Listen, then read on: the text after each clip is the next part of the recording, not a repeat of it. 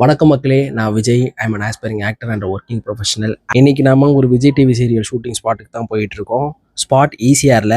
ஓரளவுக்காவது ஃப்ரெஷ்ஷாக போய் இறங்கணும், இல்லைனா ஏற்கனவே சுமாராக இருக்க நம்ம இன்னும் சுமாராக ஆகிடுவோம் தான் ஆட்டோ போட்டு போயிட்டு இருக்கோம். இல்லைனா நம்ம யூஸ்வலாக போகிறது பைக்கில் தான். நம்மளை 7:30 மணிக்கு வர சொல்லியிருந்தாங்க. அவங்க சொன்ன மாதிரியே நம்ம ஒரு 7:30க்கு போய் இறங்கியாச்சு. அங்கே ஆல்ரெடி நிறைய பேர் வந்து ப்ரிப்பரேஷன்ஸ் ஸ்டார்ட் பண்ணிட்டாங்க. ஆர்டிஸ்ட் வந்த அப்புறம் பிரேக்ஃபாஸ்ட் முடிச்சுட்டு ஷார்ப்பாக ஒரு 9:30க்கு ஷூட்டுன்றது ஸ்டார்ட் ஆயிடுச்சு. என்ன சீரியல் சொல்ல மறந்துட்டல, எஸ், கண்மணி அன்புடன் சீரியல் தான். அதில் நமக்கு ஒரு ஃபோட்டோகிராஃபர் கேரக்டர், தம்பியெல்லாம் நமக்கு அதில் அசிஸ்டன்ட். ஒரு சின்ன கேப்பில் ஒரு டீயை போட்டு வந்தோடனே நமக்கு டைலாக் பேப்பர் கொடுத்தாங்க. ஸோ அதை பட்டு ஓரமாக போய் ப்ரிப்பேர் பண்ணிட்டேன். சைட் பை சைடில் தான் இந்த கிளிப்ஸ்லாம் எடுத்தது. ஆனால் காலையிலேருந்தே ஒரு ஹெலிகாப்டர் நான் வந்து குறுக்க மறுக்க ஓட்டி பயங்கரமாக தொல்லை கொடுத்துட்டு இருந்தாரு. யார் தான் இவருக்கு இவ்வளோ பெட்ரோல் போட்டு விட்டாங்கன்னே தெரில. நிஜமாவே ஃபுல் டே அந்த ஸ்பாட்டில் நாங்கள் அதை பார்த்துக்கிட்டே இருந்தோம். சரி, நம்ம கதைக்கு வருவோம். ஸ்பாட்டு பயங்கர எனர்ஜெட்டிக்காக இருந்துச்சுங்க. அப்பப்போ பாட்டெலாம் கூட ரொமான்டிக் சீன் அப்போ ஹீரோயினுக்கு அந்த மூட் வரணும் இல்லையா? ரொமான்டிக் சீன் ஒன்னே நீங்கள் எங்கெங்கேயோ போயிடாதீங்க. சீரியலில் இருக்கிற அளவுக்கு தான், சரியா?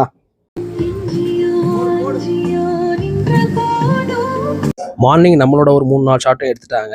ஸோ அதுக்கப்புறம் என்ன, மணி 1:30 ஆயிடுச்சு. லஞ்ச் வந்துருச்சு.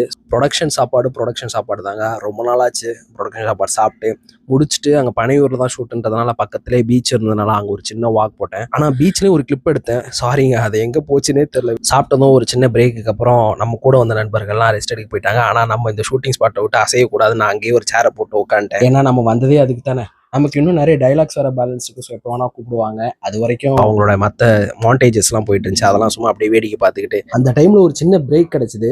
அந்த பிரேக்கில் கூட ஒரு சின்ன கடத்து சீனி எடுத்தே முடிச்சிட்டாங்க. உண்மையிலே சொல்கிறேன், அவங்களோட வேகம் இருக்குல்ல, பயங்கரங்க. டேரக்டர் என்ன சொல்கிறாரோ அது செஞ்சுன்னுட்டு எல்லாருமே ரெடியாக இருக்காங்க, நாம் உட்பட. எஸ், நமக்கு இன்னும் கொஞ்சம் டைலாக்ஸ் இருக்கு இல்லையா, அதை பண்ணிட்டு தான் கிளம்புவோம், இல்லை அதை பண்ணிட்டு தான் கிளம்பணும் அப்படின்ட்டு நானும் அந்த சீன்லாம் வேடிக்கை பார்த்துக்கிட்டு வெயிட் பண்ணிட்டு இருந்தேன். முடிஞ்சது. இன்னும் ஏதாவது கண்டினியூட்டி இருக்கலாம் அப்படின்னு ஒரு 6:30 வரைக்கும் வெயிட் பண்ண சொல்லியிருக்காங்க. நமக்கு என்ன அவசரம், இருந்து முடிச்சுட்டே போகலாம். நம்ம கிளம்ப வேண்டிய நேரம் வந்துருச்சு. எஸ், ஒரு 6:30 போல் நம்மளை கிளம்ப சொல்லிட்டாங்க.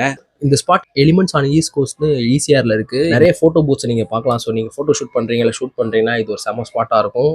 சரி, பேசுனது போதும், நம்ம கிளம்பலாம்.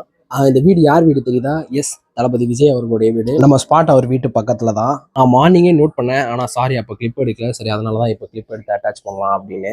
சரி, ஷூட் போனேன், முடித்தேன், கிளம்புறேன்றியே, நீ எங்கடா அப்படின்னு நீங்கள் கேட்கலாம். நம்ம நடிச்சது நம்மளே எடுக்க முடியாது இல்லையா? நம்ம நண்பர் எடுத்து கொடுத்தது தான் நான் இங்கே அட்டாச் பண்ணியிருக்கேன். இன்னும் நீங்கள் நம்பலன்னா கண்மணி அன்புடன் சீரியலில் பாருங்கள். நீங்கள் டிவியில் மிஸ் பண்ணிட்டீங்கன்னா ஹாட்ஸ்டாரில் ஜூலை 11th எபிசோட், திரும்ப சொல்கிறேன், July 11th episode check out பண்ணி பாருங்கள்.